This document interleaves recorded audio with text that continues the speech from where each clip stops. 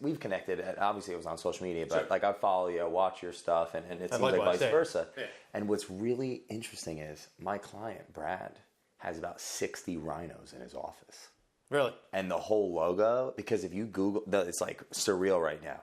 If you Google the rhino horn, it's a 3, and it means like unstoppable force and like all this crazy stuff. So I'm just sitting here like, what is going on right now? Like the alignment is extremely powerful. So now today, you started with the focus in the FHA. Well, not FHA, first-time home buyers. First-time home so buyer. a lot of them at the time fell into FHA, but we tried to get away from that once FHA made the PMI lifelong, because in Philly, so many of the neighborhoods that my first-time home buyers are searching, there's great appreciation. Yes. So they would have to refinance out of it. So then the 3% conventional program happened and all that stuff. Yeah, that's when we just started shifting gears and really looking out for what's in the client's best interest. A lot of times FHA was great. It was a 3.5% down payment. Yeah.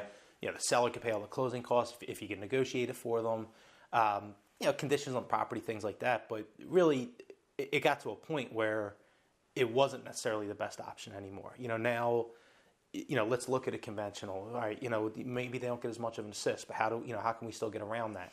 How can we get them in for low money out of pocket, and still give them the best terms for the best long term hold? And a lot of these people, the house might only be, a 5-year plan.